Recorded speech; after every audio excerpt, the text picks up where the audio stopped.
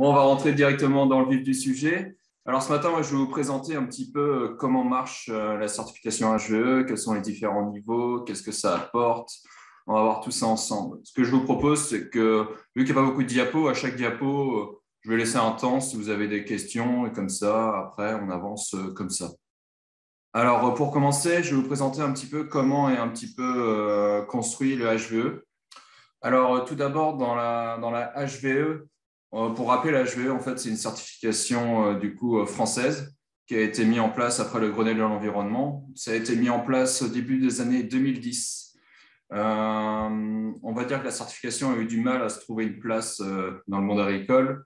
Il a fallu attendre 2018 avec la filière viticole qui est rentrée massivement dans cette certification. Et ensuite, c'est suivi d'autres filières qui ont emboîté le pas sur la filière viticole. On va avoir le maraîchage, l'arboriculture, et on commence à avoir des personnes aussi en lait et en viande qui commencent à arriver sur ce terrain, même en porc aussi.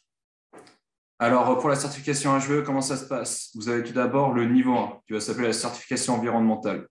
Elle est obligatoire pour pouvoir rentrer dans la démarche HVE. Alors, cette certification environnementale de niveau 1 est proposée par la Chambre. Les organismes certificateurs peuvent le faire, mais privilégiez plutôt la Chambre. Ça veut dire que si vous voulez rentrer dans la démarche HVE, il faudra contacter la Chambre d'agriculture pour voir s'il y a des sessions collectives de prévues. Ensuite, une fois que vous avez validé ce niveau 1, en fait, vous allez voir, c'est un autodiagnostic de l'exploitation. Un autodiagnostic pour savoir si vous respectez la réglementation actuelle. Rien de bien méchant, hein, c'est juste le premier passage du coup, pour rentrer dans cette certification. Ensuite, vous avez le niveau 2. Le niveau 2 est facultatif. Hein, la plupart des gens passent du niveau 1 au niveau 3. Le niveau 2, il va être utilisé par certaines coopératives qui n'ont pas les moyens d'amener leurs adhérents en fait, niveau 3. Du coup, ils passent par le niveau 2 pour aller sur la restauration collective. Le niveau 2, en fait, est une dérogation jusqu'en 2025 pour aller sur le marché de la restauration collective. Alors, le niveau 2 va consister en fait à montrer que vous avez les moyens d'arriver au niveau 3. En fait, c'est montrer que vous avez vraiment tous les outils et tous les moyens appropriés pour aller dans le HVE niveau 3. Le niveau 3, en fait, ça va être vraiment ce qu'on va appeler la certification HVE. Avant, on appelle ça des certifications environnementales niveau 1, niveau 2. Le HVE, c'est le niveau 3, rien de plus. Le niveau 3 va vous apporter du coup la certification HVE avec le logo que vous voyez en haut. Cette certification est sur 3 ans. La certification se fait à l'échelle de l'exploitation. Le cahier des charges du HVE, en fait, très porté grande culture, il n'y a pratiquement rien sur l'animal. Du coup, quelqu'un qui va être, par exemple, en porc et qui va avoir des cultures, en fait, les cultures vont être basées sur… Oui, OC, c'est organisme certificateur, pardon. C'est vrai que désolé, hein, j'utilise un petit peu trop d'acronymes. Oui, pour revenir sur l'exemple du système en porc, en fait, ça va être toute l'exploitation des porcs également qui vont être HVE, même si dans le cahier des charges, il n'y a pas grand-chose sur le critère animal. Voilà. Je ne sais pas si vous avez des questions sur la structuration du coup du HVE. On va pouvoir enchaîner sur l'autre diapo.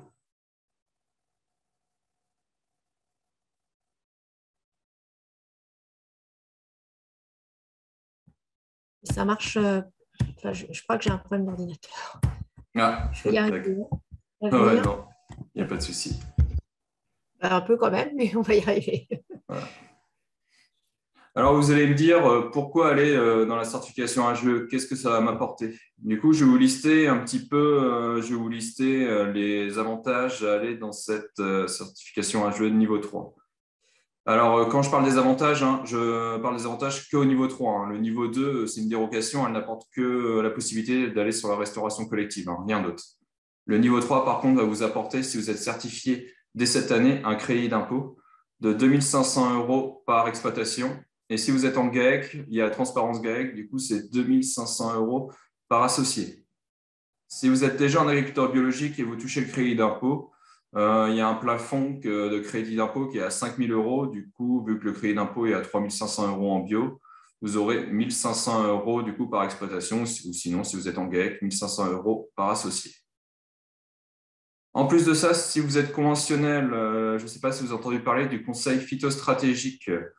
Je vais vous expliquer très rapidement. En fait, maintenant, pour passer son certificat, c'est tous les 5 ans. Et pour passer son certificat, il faudra montrer qu'on a fait 2 conseils phytostratégiques dans ces 5 ans. Du coup, ça va être un conseil phytostratégique tous les 2 ans. Alors, ce conseil phytostratégique, en quoi ça va consister? Ça va être un groupe de conseils. On va retrouver la chambre, le contrôle laitier, les centres de gestion qui vont aller dedans. Un conseil phytostratégique va se faire sur une demi-journée où il va y avoir un conseiller qui va parler avec vous phyto et voir un petit peu la stratégie qu'on peut mettre en place à l'avenir. Du coup, cette prestation sera autour de 400 à 500 euros du coup la demi-journée. Et en étant en fait certifié HVE, vous êtes exempté de ce conseil phytostratégique car vous êtes dans une démarche environnementale. Du coup, déjà, ça vous fait une économie sur 5 ans qui peut être de l'ordre entre 800 et 900 euros. Voilà. Ensuite, vous avez peut-être entendu que l'année prochaine, la PAC va changer. On va passer sur la PAC 2023 avec de nouveaux changements dans cette PAC, dont notamment la disparition du taux de verdissement à 5%, là, qui faisait partie du paiement vert. Ça va rentrer dans les conditionnalités PAC. Du coup, ça va devenir obligatoire. La diversité des cultures va aussi rentrer dans les conditionnalités PAC, du coup obligatoire. Du coup, le taux de verdissement va être remplacé par des écorégimes. Alors, vous aurez 3 voies d'accès pour les écorégimes. Par les pratiques agricoles. Du coup, pratiques agricoles, ça va avoir à peu près 5 cultures différentes. Et pour ceux qui ont de l'herbe, de ne pas retourner 90% de leur prairie. Enfin, quand je dis retourner, de pas de labour, sauf 90% des prairies. Autre voie d'accès, du coup, c'est de la certification. Pour l'instant, la certification HVE vous apporte le maximum de paiement pour la prochaine PAC. Du coup, c'est vrai que ça peut être intéressant au lieu de prendre par les pratiques agricoles où il faut respecter pas mal de critères. Ça peut être contraignant pour certaines exploitations. Du coup, à la prochaine PAC, si vous êtes certifié HVE, il y aura juste à mettre « Je suis en certification HVE niveau 3 » et envoyer après, bien sûr, la feuille comme quoi vous êtes bien dans cette certification. Et là, vous toucherez directement le maximum des aides. C'est aussi une porte d'entrée pour les marchés publics. J'ai eu beaucoup de sollicitations de producteurs qui travaillaient avec les cantines et les collectivités. Et avec la loi Egalim maintenant, pour être Egalim compatible, il faut être labellisé soit bio, soit label rouge ou HVE. Voilà. Du coup, plusieurs personnes qui étaient en conventionnel m'ont contacté justement pour pouvoir passer HVE, pour pouvoir continuer à aller sur la restauration collective. Voilà pour les avantages de la certification HVE. On peut rajouter aussi sur la vente directe aussi, permettre d'avoir une certification sur ces produits en vente directe, quoi, si vous n'êtes pas déjà en agriculture biologique. Oui, alors pour l'instant, Mathieu, en vente directe, ça peut tout à fait s'envisager, mais on n'a pas ressenti. Oui, c'est pour ça que je ne l'ai pas vraiment mis, je le mets juste Ouais, voilà. vraiment, ce n'est pas l'objectif premier de cette certification. Ouais. Pour la loi Egalim, il y a quelques produits aussi qui peuvent ne pas être labellisés, qui peuvent être simplement fermiers, mais Oui, c'est fermier une définition du ministère qui est assez restrictive. Donc pour nous, ça va être surtout les fromages d'accord, ouais. qui peuvent être fermiers, donc ni bio ni HVE. Mais il y a un certain nombre de produits fermiers qui ne sont pas listés. Et s'ils ne sont pas bio, il faut qu'ils soient HVE pour entrer dans ces marchés publics. Ouais, la personne dont je parlais, moi, c'était pour yaourt.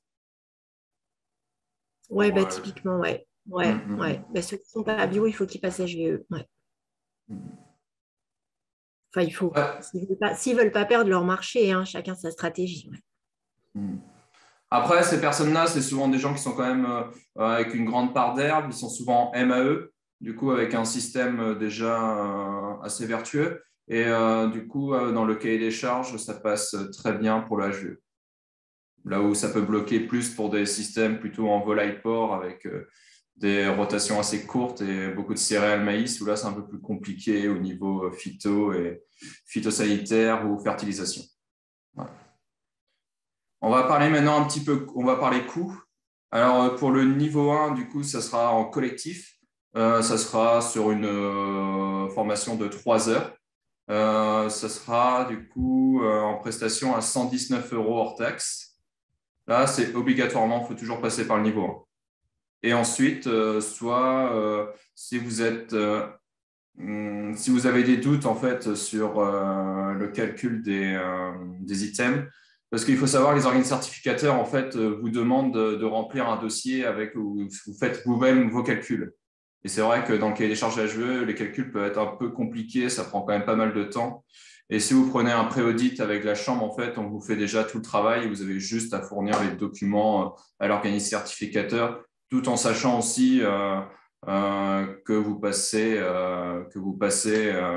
au niveau des critères. Parce qu'il y a des gens qui vont peut-être demander un rendez-vous chez l'organisme certificateur et vont se retrouver coincés ou il va manquer des points. Et là, l'organisme certificateur ne peut rien, vous dire ça passe pas.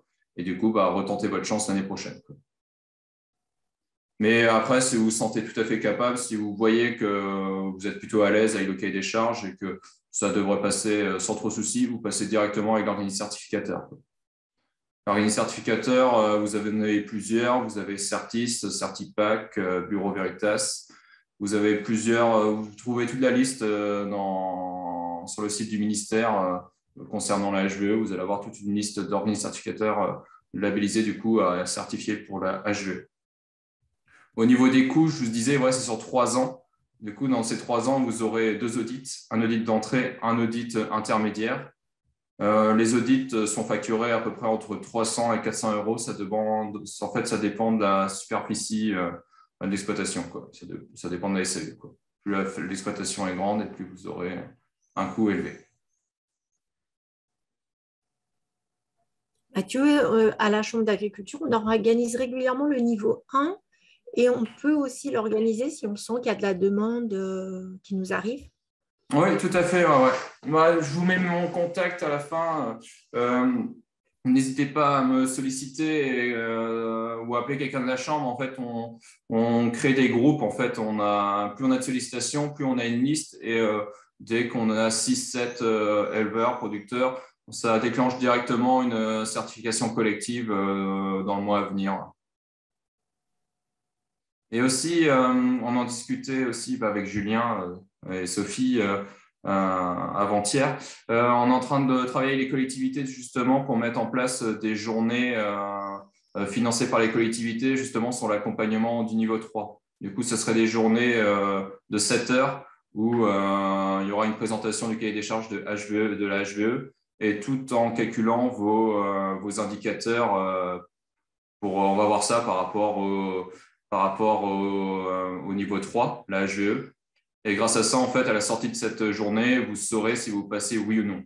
En fait, ça va remplacer le pré-audit individuel. Voilà. Peut-être qu'on peut préciser que moi, je travaille plutôt avec les agriculteurs en circuit court et que Julien, c'est notre collègue qui travaille plutôt avec les collectivités. Et les collectivités demandent des producteurs capables de fournir la restauration collective. Et certaines collectivités ont aussi perdu leurs fournisseurs dans le cadre de la loi Egalim parce qu'ils n'étaient pas HVE. Et donc, ils sont assez sensibles à cette question par rapport aux producteurs. Et là, l'idée, c'est d'organiser ces journées avec eux pour que ça vous coûte le moins cher possible, en fait. Peut-être qu'on va voir, peut-être que la collectivité va pouvoir financer l'organisation de ces groupes, puisqu'elle en aura le bénéfice. Tout à fait, tu fais bien de le justifier. On va essayer de mettre ça en place avec les collectivités justement pour que ça vous revienne, on va dire, le moins cher possible à faire cette étape-là. On peut avancer si tu veux, parce que là, je vais vraiment rentrer dans le cahier des charges. Alors, pour le niveau 3, qui est, comme je dis, le niveau 3 égale HVE, vous avez 2 voies possibles. La voie où, en fait, vous allez être audité sur 4 indicateurs, la biodiversité, stratégie phytosanitaire, gestion de la fertilisation et gestion de la ressource en eau. Et vous avez sinon une deuxième voie, la voie B, dont on a appris en fait qu'elle va disparaître prochainement. On ne sait pas encore la date. Cette voie B, si tu peux avancer sur le diapo, on va commencer par voir la voie B. Je vais aller rapidement parce qu'elle va bientôt disparaître. Et c'est vrai qu'elle a été utilisée assez massivement parce que c'est la plus simple au niveau indicateur et au niveau de temps de travail pour les organismes certificateurs. Du coup, ça coûte moins cher aux producteurs de passer par là. Et on a une certaine filière à haute valeur ajoutée qui vont utiliser beaucoup cette voie-là. Car pour être HVE par la voie B, il faut avoir respecté 2 indicateurs, la biodiversité, avoir une part de la SAU, surface agricole utile, en IAE, infrastructure agroécologique supérieure à 10%. Ce qu'on appelle infrastructure agroécologique, en fait, c'est ce qui va remplacer les SIE pour la prochaine PAC. On va prendre en compte pour les IAE, les haies, les talus, les bancs de tampons, tout ce qui est non productif sur la ferme et qui va permettre de gagner un pourcentage du coup, de verdissement. Alors, dans le HVE, c'est assez simple d'avoir ces 10% parce qu'un mètre de haie pour le HVE, ça équivaut à 100 mètres carrés. Et au final, au niveau des indicateurs, en Bretagne, on arrive tous à… L'exploitation arrive pour la plupart entre 15 et 20% d'IA. Du coup, pas trop de soucis par là.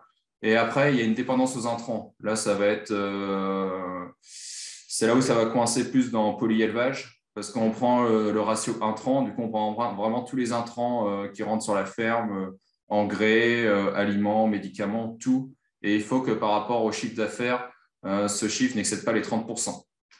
Alors ça va être très bien. Ça va être utilisé surtout dans le secteur légumes ou dans la filière viticole, quoi, avec des produits à haute valeur ajoutée où les intrants ne représentent pas grand-chose sur le chiffre d'affaires.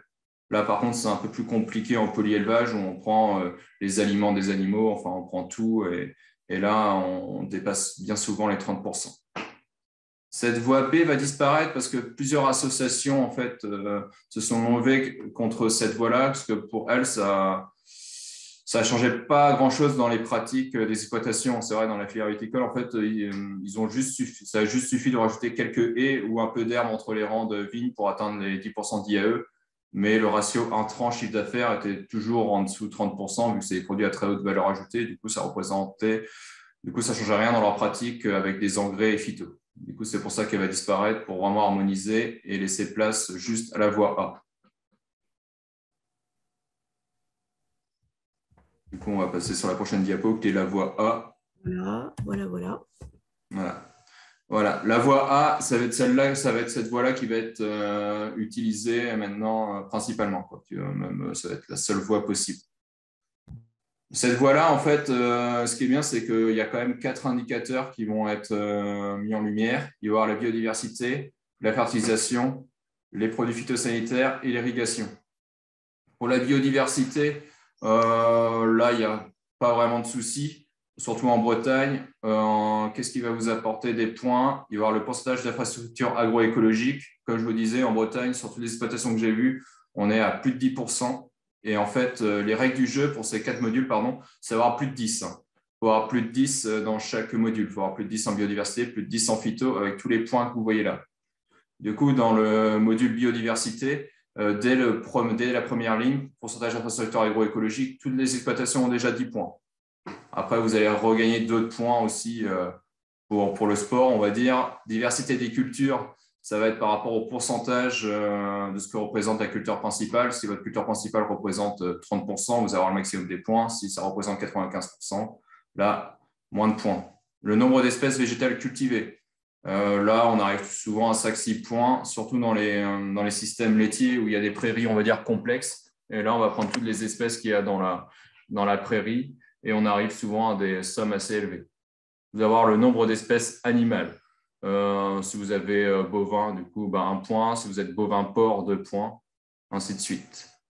Après, si vraiment vous avez un manque de points en biodiversité, il y a aussi l'astuce d'acheter une ruche qui vous offre 1 point en propriété. Et enfin, si vous manquez aussi des points, vous pouvez acheter une pinoire aussi, parce qu'il va y avoir des variétés races menacées qui vont vous apporter des points. Mais en tout cas, dans les dossiers que j'ai vus, moi, en biodiversité, on atteignait un score toujours entre 20 et 25 points. Du coup, ce n'est vraiment pas ce module-là qui est inquiétant, ça va être plus les phytos.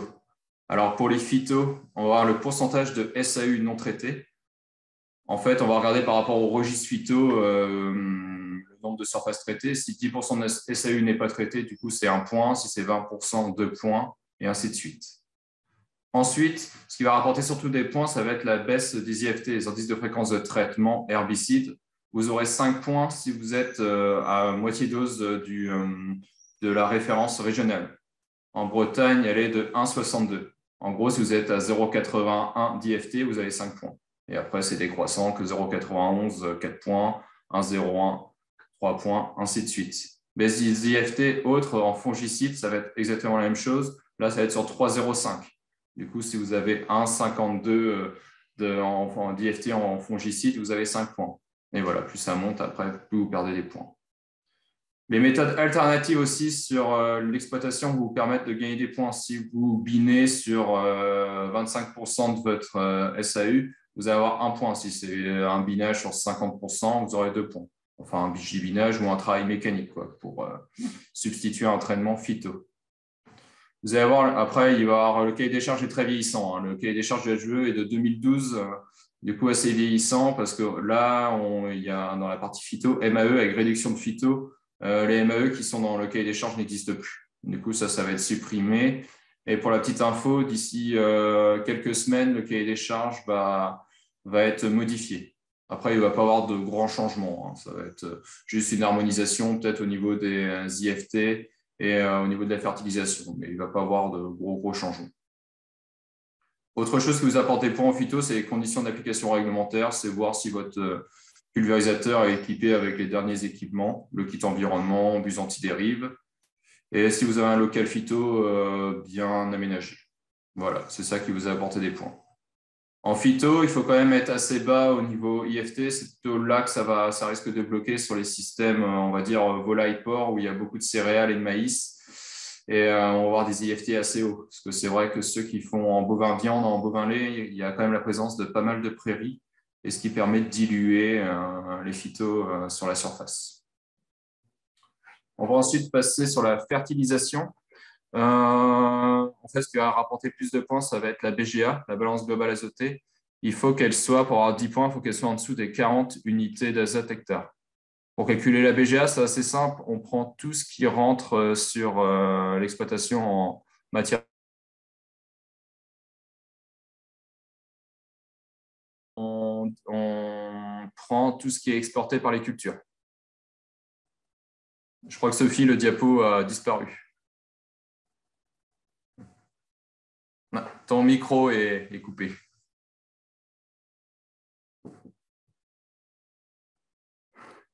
Alors aujourd'hui, oui, la BGA. Oui, voilà, en fait, on va prendre ce qui rentre en matière organique, ce qui est produit en effluent par les animaux, les minérales, et ensuite, on va soustraire ça à ce qui est exporté par les cultures, par les rendements des cultures. Vous avez un tableau d'équivalence de savoir combien équivaut un cathode de blé exporté en azote. Et ça, vous faites un calcul et ça vous fait votre BGA. En Bretagne, les BGA sont rarement très élevés vu qu'on est quand même soumis aux 70 unités. Et chose qui va être bien aussi pour le prochain cahier des charges, du coup, il y aura une harmonisation sur la matière organique. Parce que le souci, c'est qu'on prenait l'azote total de l'organique, sachant qu'en efficacité, il n'y a qu'une partie qui va être efficace. Du coup, on peut avoir des BGA assez instables, on peut avoir des BGA assez hautes, surtout ceux qui amenaient beaucoup de compost vert, où là, il y a très peu d'azote efficace, et on prend l'azote total, et là, ça faisait une BGA assez élevée. Là, ça va être harmonisé dans le prochain cahier des charges pour éviter d'avoir ce souci-là. Vous allez pouvoir gagner des points aussi sur la SAU non fertilisée. Pareil, même principe que pour les phytos. On va regarder le cahier de fertilisation. On va voir le nombre d'hectares qui sont non fertilisés. Et on va voir qu'est-ce que ça représente comme pourcentage. Et puis, c'est ça qui va vous permettre de gagner des points. Si ça représente 30%, du coup, ce sera 3 points. 40%, 4 points. Si vous avez des légumineuses en pur sur 5% de la SAU, févrole, haricots, vous avez 2 points. Si vous avez des mélanges avec des légumineuses, là, les prairies rentrent en compte. Hein. Si vous avez des prairies complexes avec beaucoup de légumineuses, si ça représente plus de 10% de la SAU, c'est 2 points. Et si ça représente 5%, 1 point. Pareil pour les métailles. Et ensuite, on va avoir des points assez facilement atteignables en Bretagne. Ça va être l'utilisation d'outils d'aide à la décision, OAD. Le plan de fumure étant un outil d'aide à la décision, vous aurez 1 point directement avec le plan de fumure. Et ensuite, vous aurez un deuxième point si vous faites appel à des OAD comme des cartes, comme des images satellites pour la fertilisation, souvent utilisées pour le troisième apport sur céréales ou sur colza. Voilà. Ensuite, 3 points aussi facilement gagnés avec la couverture des sols. Vu qu'en Bretagne, on est en zone vulnérable nitrate, il faut une couverture des sols qui doit être à 100% en novembre. Du coup, là, c'est pareil, ça vous apporte 3 points. Voilà. Après, je ne sais pas s'il y en a qui irriguent dans les personnes qui sont présentes. Peut-être que ça peut être le moment que certains se présentent. Alors, je pense qu'on a, quand on voit les noms, on doit avoir un collègue. Il y a aussi des gens que je ne connais pas du tout. Donc, si vous pouvez vous présenter rapidement. Bonjour. Bonjour. Bonjour. Donc, je suis Tiffaine Stéphan avec mon mari, donc Roland Stéphan. On est en parcours d'installation. On souhaite s'installer du coup en exploitation caprine avec transformation fromagère. Donc, ce serait du coup sur le site, un site de Landévent. Donc, pour l'instant, on n'est pas encore installé, hein, mais en tout cas, on est intéressé par la certification HVE, puisqu'on cible en fait comme marché notamment la restauration collective. Donc, voilà pourquoi on assiste aujourd'hui à cette conférence.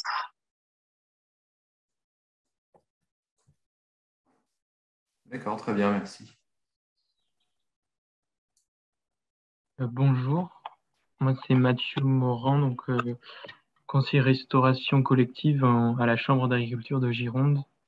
Moi, je m'intéressais un peu à ce sujet dans le cadre justement des marchés publics pour la restauration collective. En fait, je suis arrivé il n'y a pas très longtemps et voilà, de comprendre un peu plus le fonctionnement. Voilà à peu près. D'accord.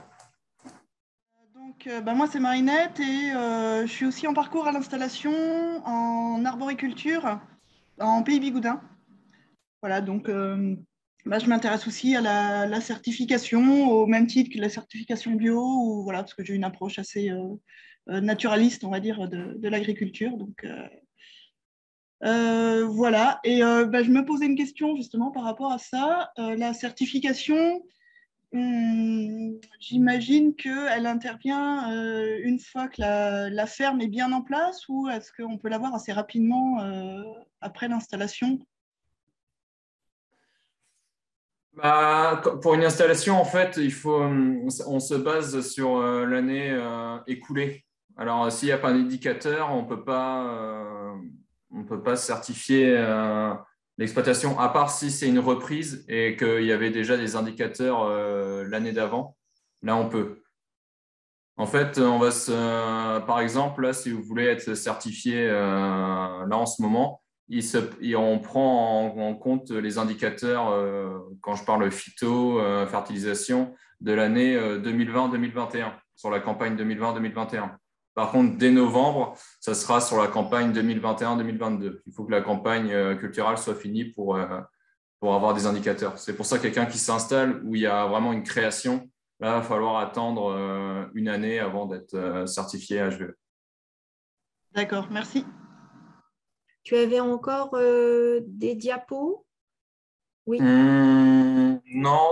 Après, l'irrigation, c'est vrai que ça va être plus sur le secteur légumier qu'on va utiliser cet indicateur. Si vous n'avez pas d'irrigation, vous êtes directement exempté.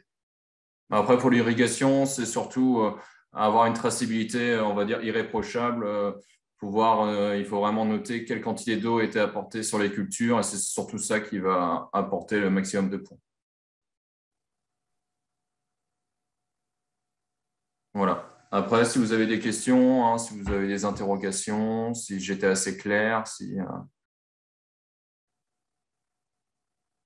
Peut-être que ce qui reste tout, Mathieu, maintenant, c'est que quelqu'un puisse te joindre maintenant. Ah oui, c'était la dernière diapo, justement. Voilà, il me semble que c'est la dernière diapo. Peut-être qu'on va le mettre aussi dans la discussion. Hein. Donc, ton adresse mail, c'est Mathieu avec 2 T. Tout à fait.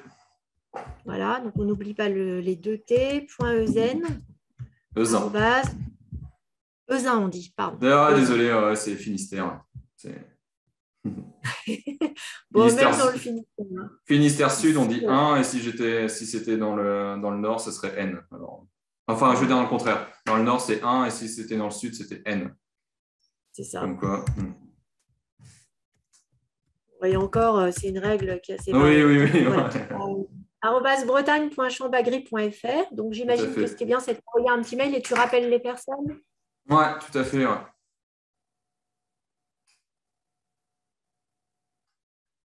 Donc, toi, tu es le référent régional. Hein, j'imagine que tu l'as dit au début. Oui, voilà, donc il ne faut pas hésiter à contacter Mathieu. Voilà. Et si vous avez d'autres questions, peut-être c'est vrai que ça fait beaucoup d'informations en une matinée.